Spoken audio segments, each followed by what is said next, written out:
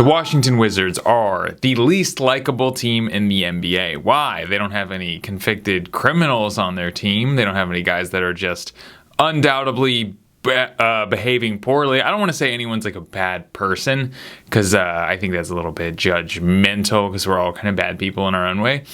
We're all not perfect, but they don't have any players that are living a life of hurting others, which we'll get to. There are some teams that do. But the Wizards don't care about winning. That's not really a concern of theirs. They also don't really seem to get along as a team. I think that's partly because of Jordan Poole. I've never met Jordan Poole, but by pretty much all accounts, I can tell he's a guy that's really thinks very highly of himself and probably a bit lower of his teammates. And that's You want guys to get along. You want guys that play well with each other and enjoy being around each other and want to play for each other, who enjoy in the successes and get depressed in the failures of their teammates. That's what you want. That is not the Washington Wizards. The Washington Wizards are a bunch of men that occasionally pass the ball to each other and try to get it into the hoop. The thoughts and feelings of their teammates are of no concern to each other. It's more, what am I here to do in my basketball career? And then Kuzma's getting traded, so who cares? I don't really care about them. Or if he does get traded, I feel like he was supposed to get traded last year at the deadline and he didn't get traded, so maybe he'll just stick around there. I think he re-signed a contract with the Wizards this year, so he's available for being traded. But they may just get stuck with him. I feel like more happening now as we get to the deadline. We're like, who's going to get traded? And it's a bunch of guys that we didn't expect to get traded, and the guys that we really thought were going to be traded didn't. Remember, it was Kyle Lowry one year, then it was Kuzma. So he might just stick around in Washington. I think there's part of them that thought they were going to be good last year. And they were not. They weren't good last year, and they are really tough to watch this year. So I'm not just saying they're unwatchable. I'm saying they're unlikable, because it doesn't really seem like this team cares. Also, you had Kuzma. Kuzma seems, I forget what was said, but he seems to there's this sort of weird code that you can talk about someone where it's a sneak diss, where you're like, yeah, they're very good. And then you undercut it with something that is definitely an insult about them. I also remember him saying that, talking about Jordan Poole watching pornography on his phone in the locker room, which feels like something you didn't have to bring up. Doesn't really feel relevant to anything. We all watch porn. Doesn't matter where we watch it, but we're watching it, and the location doesn't matter. You maybe catch someone watching it. Shut up. Don't bring it up. It's like walking in on someone someone pooping and then telling everyone, oh, Jordan Poole pooped in the stall. Yeah, okay. Cool. But yeah, this team, very unlikable. I don't even like watching them. I want to watch guys that enjoy being around each other, enjoy playing each other. So the Hornets are the next team. Why? Because they bring back Miles Bridges. Miles Bridges, it doesn't matter what he does. He could kill his baby mama, and as long as he's not a convicted felon or a convicted criminal and in prison, they will do whatever they can to get him back on the court, because he is good and the Hornets are bad. It doesn't seem to matter. They're like, whatever, let the law deal with him. If he's back and he's available to play by the NBA, get him back on the court because he is good.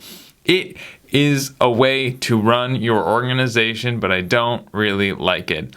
And then the LaMelo Ball of it, he's good, but sometimes I feel like, what are you going to do? Are you going to get a team to the playoffs? And I know that's a bit, I don't want to blame him for his team not getting to the playoffs, but I think at some point you have to do it. You have to get there. De'Aaron Fox finally did it. So respect to him. John Morant did it. Who else? Who might think?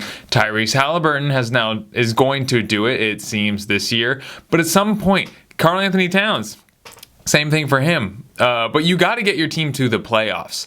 And you got to take that seriously. You may be good. You may have the coolest shoes. LaMelo Ball has really cool shoes. But you got to get a team to the playoffs. You got to do it. You got to make that your main concern. Gordon Hayward seems to just sort of be wasting away there. A guy that's been in the league for a very long time, so you got to respect that. He's had a very long career. Most of the guys in his draft are out of the league right now. And somehow he has managed, despite seemingly always getting injured, he still has a place in the league. I like, what is this guy? Mark Williams. I like him. He's a stud. My friend has him on his fantasy basketball team, and he's always putting up numbers. But again, you gotta win games. You gotta make the playoff. You gotta make the play-in game.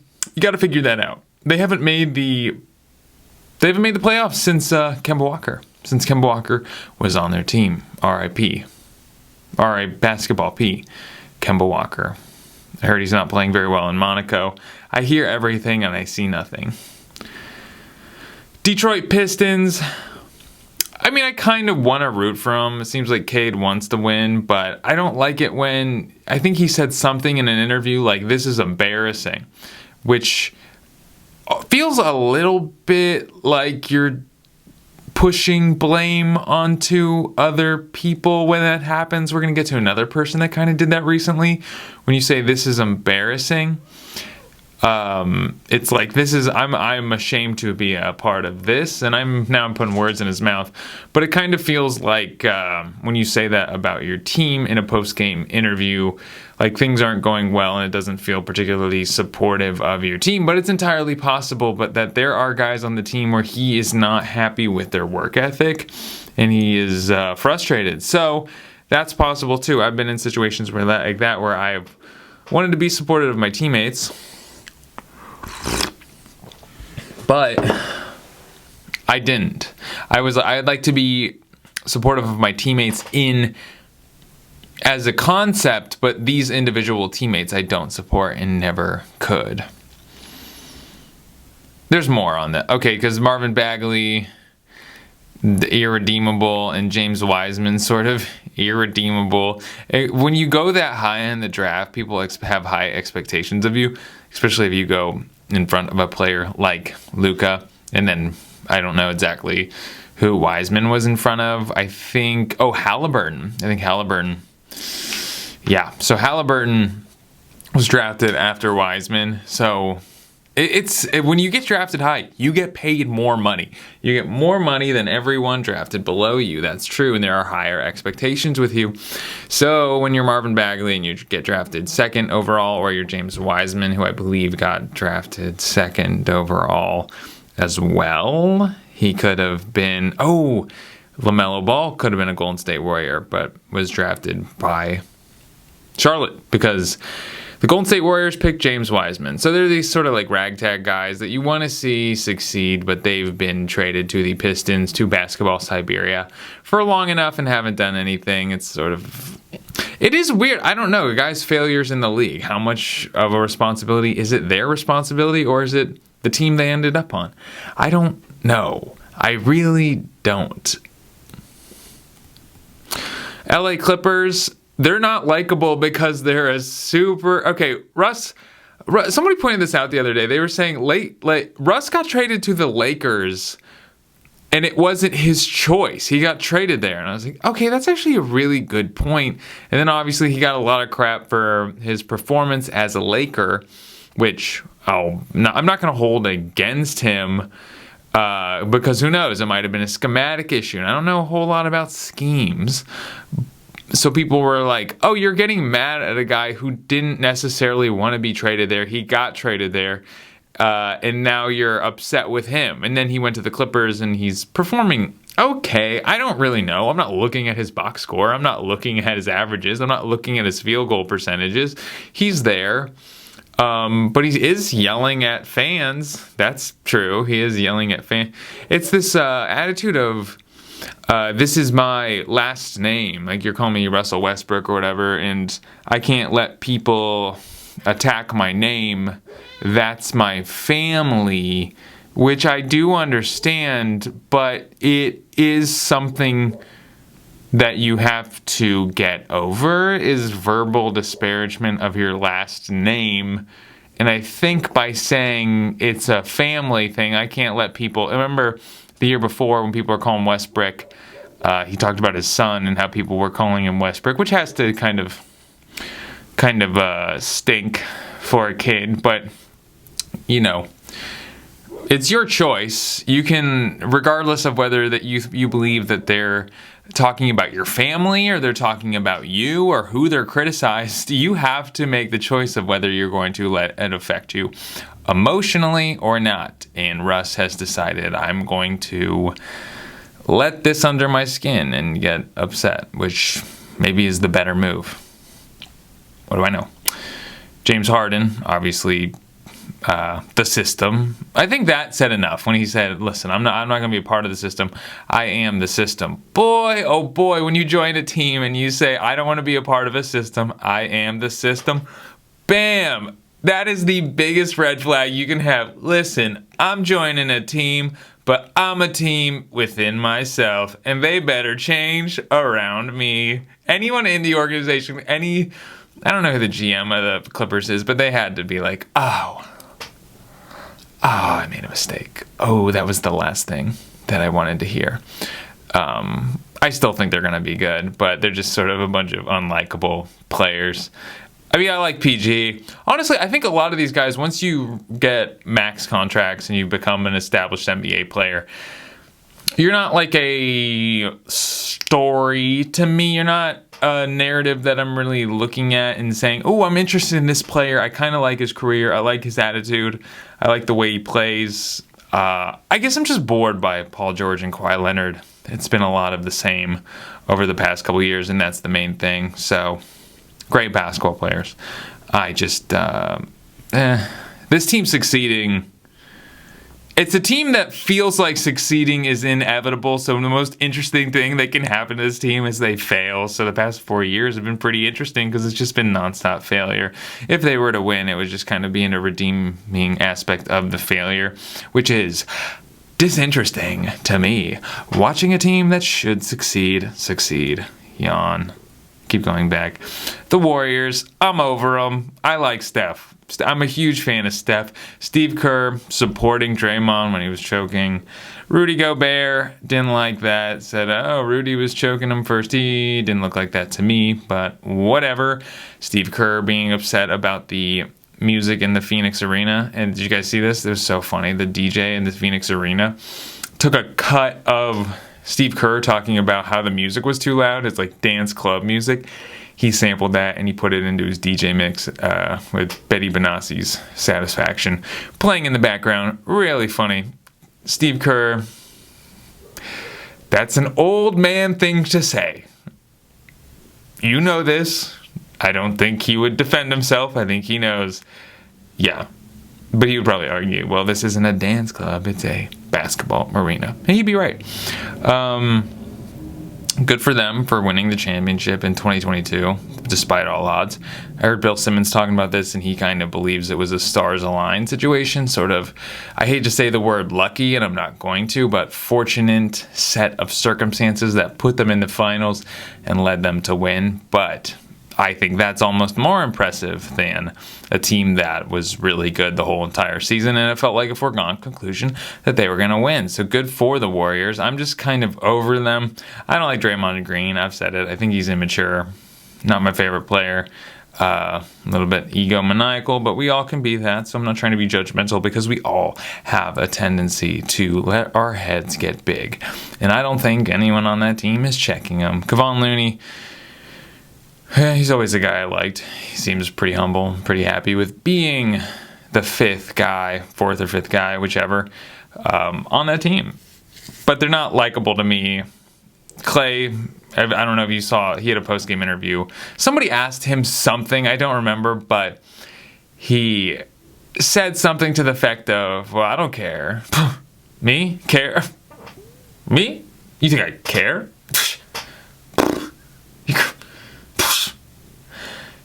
It was pretty funny.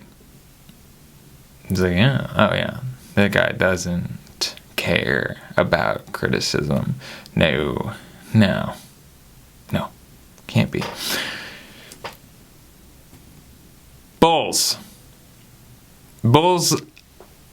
I want to see him get good. Caruso wants to be good, and there's no way that DeRozan doesn't want to be good. Trade Put him out of his misery. Trade DeRozan. I don't think they're going to. They're going to trade LaVine. I don't like this attitude of like things go so bad between a team that they just sit a guy and wait for him to get traded, because you don't know if any team is going to offer you what you want for him. And when you sit him, it's not a good idea. You have to like keep him playing. You got to keep people excited about this player. But when you sit and you say he's injured, now people think, oh, I'm not going to trade for an injured player. Even if they know Zach LaVine is not injured, he's just not playing because he doesn't wanna. I don't like that. I'm not going to trade for a guy who's like, oh, this guy just kind of wants to sit on the bench until he's traded. Seems like there might be an attitude problem. Seems like he might have a hard time taking direction. Maybe if there's someone else available, we'll go with them, because I don't want to deal with it. Because that's the thing too. People don't really think about that. There's talent, and then there's the ability to take direction. There's the ability to adapt and be a part of a team. And a lot of, I don't know, I just feel like generally people are like, whatever, we'll figure it out. You won't. Nope, you can't teach that. You can develop basketball skills, but you can't change a person's mentality. They can only change on their own. Also, I always thought Patrick Williams, I thought his hair, so he had his braids, and I thought he had some sort of, like a scar. And it looked to me like his braids were so pulled so tight that it was actually pulling the skin and creating a separation. It's blonde hair. He has like a Dennis Schroeder situation, which might be natural, might not be, but it's a sort of a pigment thing. It's blonde hair. I saw a picture of him with long hair I had never seen before. He has a blonde chunk of hair. It all makes sense now, but from the cameras, I always thought his braids were so tight that it was pulling the hair off of his skin. Not the case. I like Javon Carter too. I like any guy. I like guys that are role players. I like guys that are signing their first like sort of larger contract because they want to be good and they want to play well and they want to play for their team. And those are the teams I like playing. So Bulls are down there because they don't really care, even though they could make the playoffs. They could make a run. Zach LaVine has a nice little bench spot. So I don't know. I just don't know who trades for him. Jazz. Again, this was I forget the Jazz coach's name. I can't remember it right now. I don't know, you know, but he said his team was a heaping pile of dog shit or something, or like a masterpiece of dog shit, which I don't think is a good thing to call your team.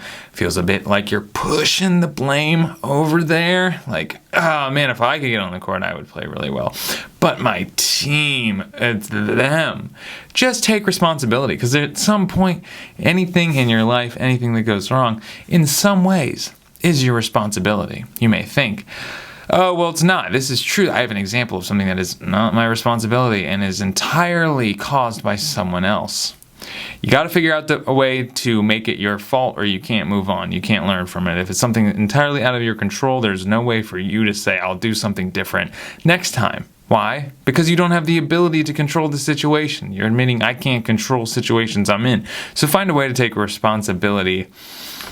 I have to look up his name, don't I? I have to look up his name. They were good last year too. That's kind of the really sad part, right? Is they were good last year. They had a great start to the season. Obviously, they traded everyone before the deadline, so they got rid of everyone and they wanted to tank, which is fine. But now they're really bad, and I don't think Coach got the memo that they were going to tank, and now he's upset with his team. Will Hardy. I didn't even look it up. It's Will Hardy. It just came to me right there. But yeah, I like the guys on the team. I like Collin Sexton. I like Lauri Markkanen. I like John Collins. They're all guys that were left for dead. They were all guys that were abandoned by their teams. And you got to root for that. You got to support that. Guys that were just abandoned by their teams suddenly. That's who I like. So, Lauri Markkanen, I don't think he was all-NBA last year, but he was an all-star. Blazers, I'm rooting for him. Scoot's not playing well, and man, do people like to criticize Scoot Henderson and the disappointing start to the season. Ooh, Everybody loves to make fun of Scoot. Everyone loves to point out how he's not meeting expectations and he's not even getting close. But it's his first season in the league. Maybe he's a bit nervous, not like the Blazers are trying anyway. So cut him a break. He's not going to be Rookie of the Year, but maybe he can figure it out. Seems like he kind of lost his confidence. Jeremy Grant signed a big deal. Another contract where people will say, oh, but they signed that very tradable contract. Sure, very tradable contract. You get to the deadline. Hey, I have a very tradable contract. Yeah, we're not interested, but it's tradable. Aren't you interested in a 4-year Jeremy Grant deal? Over whatever, $200 million? No, we'll just stick with what we got. Not sure we want to be committed to Jeremy Grant for that long. All of a sudden, it's past the trade deadline, and you still got Jeremy Grant on your team. I like Jeremy Grant, but, Blazers are a team that is most decidedly not trying to be good this year. Memphis, I don't know why they're high on this list. I like Ja. I don't know what his deal is. Jaren Jackson Jr. Might have got a little bit too big for his britches last year. Kind of coming back to earth. He went DPOY, and it's hard. It's hard to sort of not believe the hype about yourself, and maybe the team is not as talented if you don't have your big man getting all your rebounds and Steven Adams, and you don't have your team leader, Ja Morant. Remember when the Grizzlies kept being good without Ja Morant? We were like, maybe they don't need him. I even thought this too. I thought, well, dang, they're pretty good even without him. I think the record is the same. Turns out they do need him. Turns out I was wrong. Turns out I was completely wrong. It's also hard to find new gifs of Memphis Grizzlies. They don't have, their social media team does not take Jiffy.com too seriously. In fact, this Kenny Lofton GIF is all I could find is Bill Hader, some sort of SNL overlay of a still image of Kenny Lofton, who I like. I don't know. The body type's interesting. Can the body type be successful in the league? I don't know. I don't know a lot about basketball, honestly. I don't know a lot about game and strategy and how it works. That's not where I fit in. So I have Brandon Clark here. There's no Marcus Smart gifts. And also, okay, that was the other thing about his team. He was like, we need to, he criticized his team as well. He kind of got mad at his team and yelled something. Might have been this is embarrassing as well. But, yeah, I don't know. I hate turmoil amongst a team. Spurs, whatever. Jeremy Sochan seems cool. Seems like he tries really hard. Keldon Johnson, Victor Wembanyama, great. But, man, they got to win more games. Also, Pop yelling. I thought it was interesting. Everyone was booing Kawhi. And then Pop grabs the mic, obviously, and says, hey, we don't boo. That's not who we are. We're not a booing organization. And then the Spurs crowd booed even more. I love Pop, but, yeah, do what you're going to do. But I also don't blame the Spurs fans for booing Kawhi Leonard. You're at a game, paid probably good money to go to it, and you want to boo at Kawhi Leonard. Let him boo. I think it's fine. Go ahead, boo.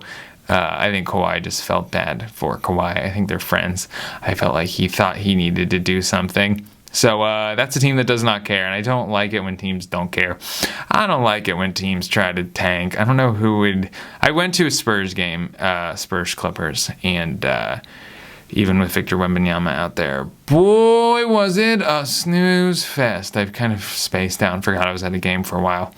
Probably, I don't know. I'm not exaggerating. It's possible that was the worst game I've ever been to in my life. I've been to a lot of basketball games. The Suns, they're only unlikable because, super team, trading all your guys, all your homegrowns for a bunch of superstars, bringing in the hired guns. You want to see it not work out. You don't want to watch this guy, this sort of purchased team win. Nobody likes a super team. They just don't. I mean, they're exciting. People want Kevin Durant to be good. I was very happy with what Kevin Durant said after the bad. It was a bad. I mean, I'm a Lakers fan, but I'll even say LeBron during the tournament calling a timeout. and the Lakers not having control of the ball, receiving the timeout, and Kevin Durant said, hey, we had 48 minutes to win, and we didn't get it done. I'm not going to blame it on a timeout. Respect. I would have complained so much. I would have been such a whiny baby. I would have done sent one of those letters into the association. So I really respected that about Kevin Durant. The Rockets are fun. I don't know why I think I'm doing this less on my own opinion and doing it more on what I believe the likability, because some of my likability stuff is skewed. Dylan Brooks, he said this when Andre Iguodala didn't want to join the Grizzlies. He said, okay, well, I hope So Andre Iguodala was a Grizzly. He didn't want to play for the Grizzlies. He thought he was too good for the Grizzlies. He got traded there after being at the Golden State Warriors. For the first time, he didn't play. He went and he did a book tour. He just decided he wasn't going to try. And Dylan Brooks said something. He said, I hope he does get traded to another team so he can see how we do in Memphis. I always will remember that because that was cool. That was really awesome, and I like that attitude. Dylan Brooks is a very sharp sword, and there are two sides to that sword. And I respect the passion and the energy. I think I have a lot more respect and admiration for Dylan Brooks than a lot of people do. And that is why the Rockets are really high up here. Alperen Sengun, I like him because he stretches. There's something about a person that is incredibly flexible and stretches before every game that says, hey, I'm willing to do this very boring, tedious task to prevent myself from getting injured. And he's incredibly flexible, and most athletes don't do that. Alperen Sengun doesn't get injured very often. I love it. Jalen Green, whatever, kind of neutral, ambivalent / indifferent. Fred VanVleet works hard, plays defense. I always love a guy that tries on defense. I really do. Signed a big contract, made a lot of money, seems like a family man. What am I talking about? Let's move on. The Raptors. I mean, they play. Seems like Masai Ujiri is giving up, but hey, they're still playing. When I was digging through the GIFs looking for decorations for the slide, I noticed that the team hasn't changed very much in a long time. They haven't really added anyone new. They kind of have, Grady Dick. They added Jakob Poeltl, but they kind of got him back. So the team isn't really fresh looking at all. It's sort of OG, Pascal, Scotty Barnes. That's like kind of what the whole team is built around, and it hasn't changed much. They're a team that should have tried to... It's like the resistance to tank and rebuild. It's the guys on the team that are like, we can't try to be bad. And I respect that. They made the play-in last year. I think they won one game. No, they got beat by the Bulls. The Bulls went and played the Heat, and the Heat moved on. So no, I like the Raptors a lot, though. Man, I respect a team that tries and gives out a good product for the people who pay a lot of money. Apparently, Raptors tickets are crazy expensive because they're the only Canadian team, and most rich people in Canada live in downtown Toronto. New Orleans, they're cool. Brandon Ingram is jacked. I want to say he got jacked, or he got muscular. He put on a lot of weight, and a lot of that is muscle. He got big. He grew a beard. He looks like a man now, and we didn't talk about it enough. Brandon Ingram was incredibly thin. He was thin as a rail. And now he's big, and I don't think we talked about it enough. And you got to respect the guy hit the gym. And he's been playing a lot this season, hasn't taken a lot of breaks. Good for you, Brandon Ingram. It's good to see you. Zion is heavy. Zion, we saw pictures of him in the offseason, and he did look jacked. He had a big striation in his arm. He looked really muscular, and he looked awesome. What happened? It's always... All right, let's talk about bodies. Nicholas Batum, Zion Williamson, Chris Paul... Who else? Boris Diaw was this way. There is a way that your shirt fits in the league. And I guess I am making an observation about a man's body that is negative. I'm doing that, and I recognize that. I accept that it's probably a thing culturally that we're not supposed to do, and it is not good. But there's a way that Nicholas Batum, Chris Paul, and Zion's shorts tuck into their pants, and you can tell. that you're not in basketball shape. You're not a part of Heat culture. And maybe you're fast. Maybe you're still good. Maybe it doesn't matter. But it looks strange. It looks unathletic. Zion's playing well, though. I am doing that, though. There's no reason to point this out, but there's definitely an observation. There are players out there that don't look athletic, and it does something to your brand. You want to be out there. You want to look like an athlete. I don't know what happened to Zion. He looked really muscular. He looked really great, but somehow during the season, he looks fat. He looks like a fat guy. Good for Cody Zeller getting a contract, being a buyout guy, making the finals. Atlanta. Look at this clip. It's Kevin Durant molesting Trae Young. Have you guys seen? This is not AI or anything. This is a real footage from the game. This is gross. I don't know. Trae Young's handling it pretty well, but I thought that was weird. I like Atlanta. Trae Young plays, he goes out, he competes. DeJounte Murray seemed to cool off a bit. Man, I didn't realize that guy had an attitude. Remember when he body checked a ref at the end of the game in the playoffs last year and had to miss a playoff game? A playoff game that the Atlanta Hawks won. I always liked DeAndre Hunter. He was traded from the Lakers. He was the 4th pick in the Zion draft, but he was supposed to go to the Lakers, but the Lakers had traded their pick for Anthony Davis. And he went to the Atlanta Hawks. Good defender. He's one of those guys kind of like Patrick Williams where people, both 4th pick overalls, where it was sort of, this guy's going to save our organization as soon as he's healthy, and then he stays not healthy for a really long time. So a lot of the teams just sort of waiting on this Patrick Williams or DeAndre Hunter that when he finally comes, you're like, he's okay. Also, for the Atlanta Hawks, they do a lot for their fans. The Atlanta Falcons as well. They try to make games less expensive or come up with ways to make games more affordable, which is anti-capitalist, which I'm whatever. I'm not a socialist, but I do admire someone trying to create a vibe and not looking at the numbers for a business and saying, how can we make the most profit? How can we make something cool for people? I admire that. Mavs, I know. I talked a lot of crap about the Mavs. I joined in on the bandwagon because I don't really know that much about basketball. But at the beginning of the season, everyone thought the Mavericks were going to be terrible. They didn't have the juice. Now they're actually pretty good, and they're playing really well. And Kyrie Irving is quiet. He is not making a stink. He's just kind of going out there and playing good basketball, which is something I didn't think would happen. And I'm a little bit embarrassed. I'm a little bit proud of Kyrie and embarrassed of myself. He seems to be getting along with everyone. Luka, possible MVP candidate. I believe he's 4th in the overall pivotal tracker, MVP tracker, Kia MVP tracker. So they're an exciting team, and I wish I hadn't disparaged them. I feel bad. Forgive me, Dallas Mavs. And I only put the Lakers, so I would have put the Lakers higher because I'm a Lakers fan. I want to see them succeed, but I also understand why someone wouldn't like the Lakers. They're like, the team is fresh every year. They just wipe everyone out. They're like, no. We don't like these guys. We don't like these guys. They're a very fickle team. They ship everyone out every season. Sometimes midway through the season, they're just like, nope. Get out. We don't like you. You're not perfect. So I understand why people wouldn't like them.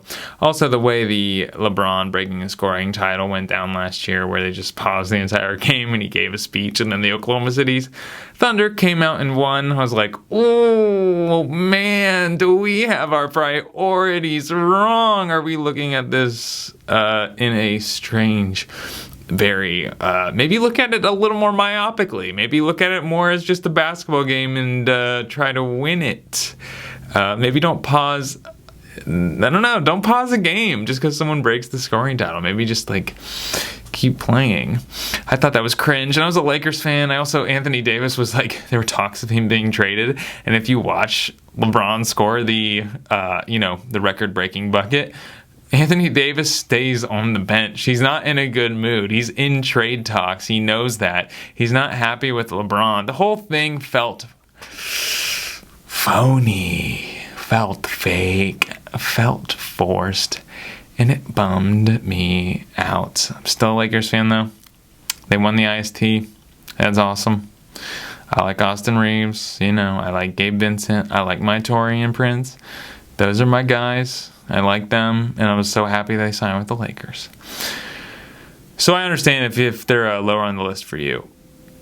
Of course, they probably should be. The Bucks.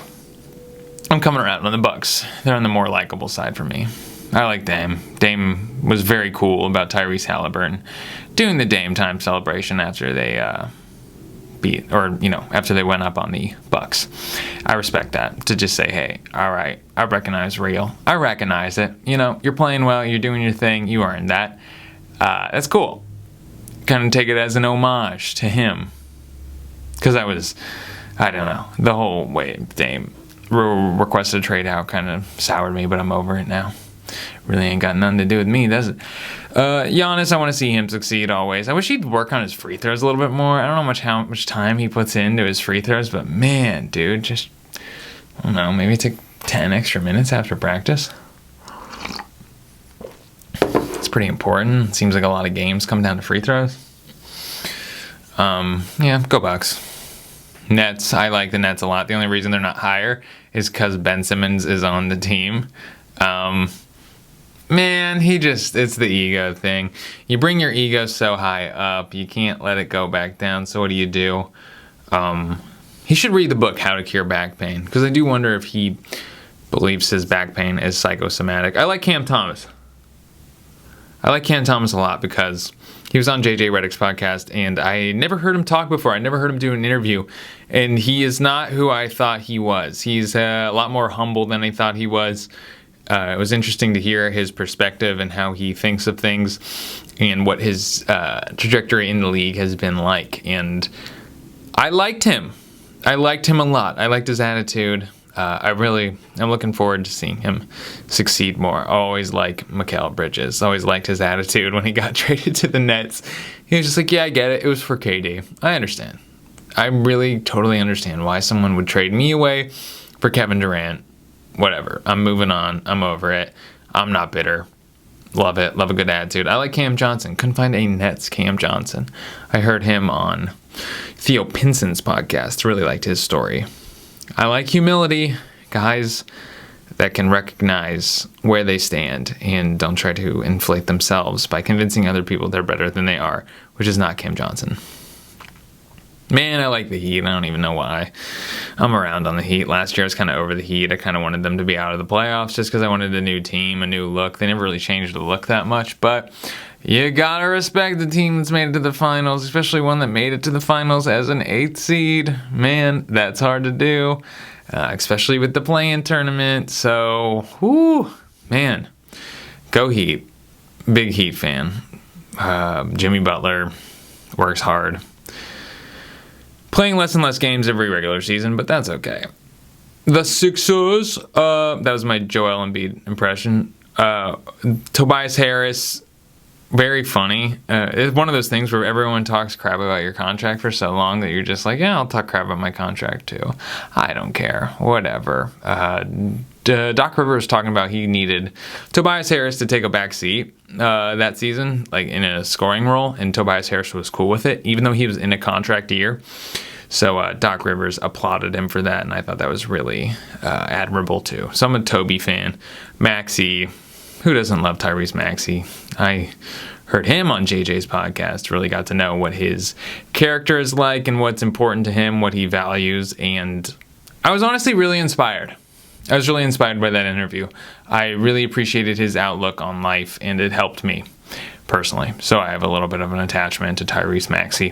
Embiid, I love how Embiid's like totally not talking trash anymore. He's sort of matured in a way where he's like, I'm just going to go out and let my game do the talking. Love it. I hate to admit it, I like the Sixers now.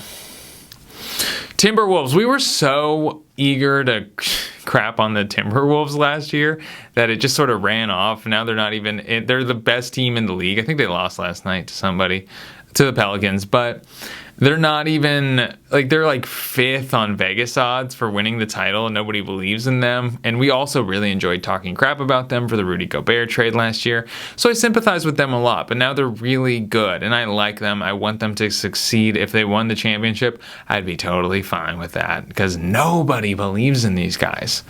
Nobody does. They're happy that they're good, but they do not believe that they can win a championship. So for them to overcome that is a very interesting story. The Cavs. I like Evan Mobley. I like Darius Garland. Donovan Mitchell. They're just a classic team that plays for each other. There's no sort of like dissent or discord amongst the team. They're out there. They're playing. Even if they lose, they don't, criticize each other. They're out there for each other. They're just fun to watch. They seem, I'm going to use this word again. They seem humble. I think they won last night. I think they meet. I don't remember. What am I talking about? Celtics are cool, especially because they traded for Drew. They got Drew Holiday. They said, oh, Bucks don't want Drew. They want Damian Lillard. We want Drew. Drew is undervalued because Drew became an underrated player, and then he didn't perform particularly well in the Bucks playoffs. And then it was like, oh, but he has flaws. We need good offense. Not understanding that, yeah, you need good offense, but you will suffer on defense. And a lot of the reason you got to the position you're in is because of Drew's good defense. The Celtics said, we know that. We'll grab him.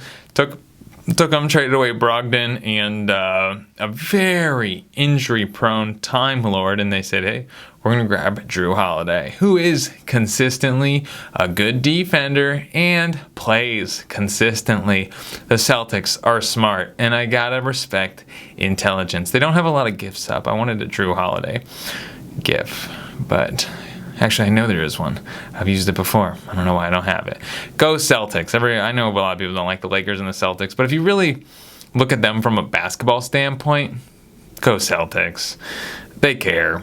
If you care about the NBA, you care about teams that care about the NBA and the bettering of the league. I hate to say it, but you should like the Celtics. They're that team. The Knicks. I'm surprised they put the Knicks before the Celtics. I guess I like, look at this gif. This gif of, who was that? Jalen Brunson reacting to Josh Hart getting traded there because they're Villanova boys, and he's really excited. That's a real, true joy. I don't really know where they are, but that's real, true excitement and joy. It doesn't seem fake, even though he's wearing a Villanova varsity jacket. And then Julius Randle's kind of... I like Julius Randle. He's really underrated, but his attitudes, he's a little bit sulky, which can be annoying. But overall, I like Randle. He's underrated, man. He's been All-NBA twice.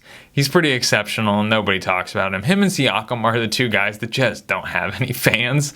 And I kind of feel bad for it. They're the two really good NBA players that no one seems to care about.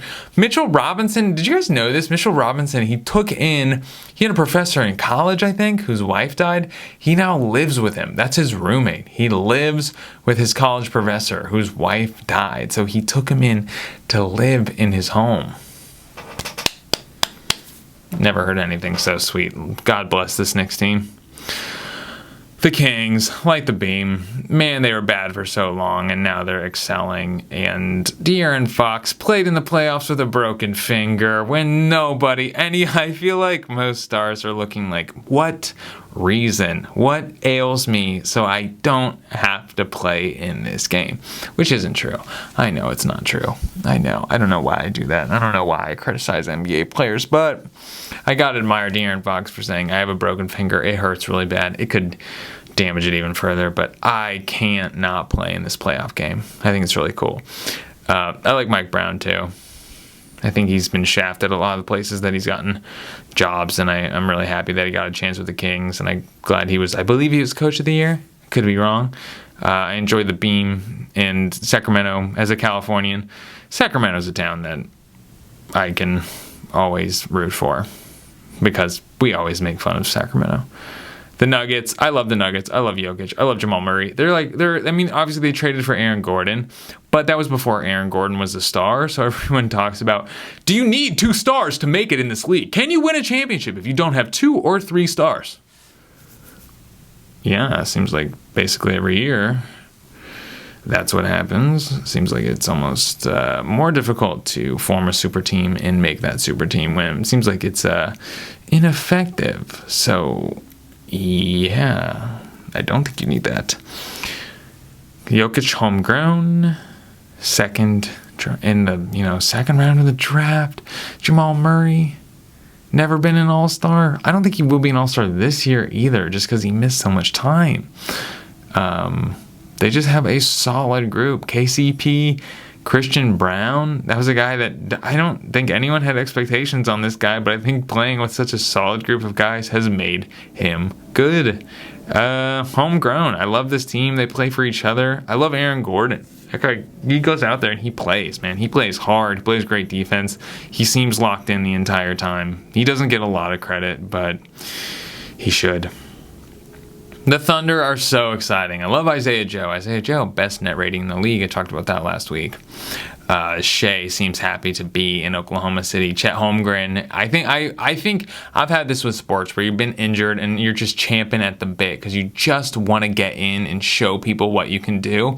I think Chet has that. Chet is taking no prisoners at this point. He's like, we're going to win, and I'm going to play as good as I possibly can, and I'm going to show people that I'm an NBA player and I'm going to be the rookie of the year. I love that attitude. It's like, I'm not scared. I'm just going to put my best performance out there, and you're going to see what I can do. I've been working hard. I'm going to show my stuff. So I love this team. I love Lou Dort. A lot of just humility. There's no egos on this team.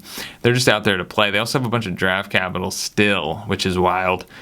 They got to sign a free agent, though. Or just do it themselves with homegrown guys. Maybe that's the move. They're really good this year. They're killing. Like, they beat the Golden State Warriors, 4 times already? Maybe 3 times. They're an exciting team who seem to love each other, and they're very young and egoless. I love the Thunder. I love watching Thunder games. And, of course, the Pacers. The Pacers are suddenly good. Best offense in the league. The top 5 guys in net rating or in offensive rating are all Obi Toppin, Buddy Hield, Tyrese Halliburton, Bruce Brown, Miles Turner, TJ McConnell, obviously the hustle player of the year every year. This dude's scrappy as hell. It's a team that wants to win. I love Carlisle. He's a champion, and I'm glad he actually has a successful team this year. Tyrese Halliburton, I believe, deserves the most credit because he came in and he started getting his team wins and putting them in a great position. So Tyrese Halliburton, I hope he doesn't let his ego get to him because he's exceptional, and it would be very easy to do that. I've always liked Miles Turner. I've always liked I like that Benedict Mathurin kid.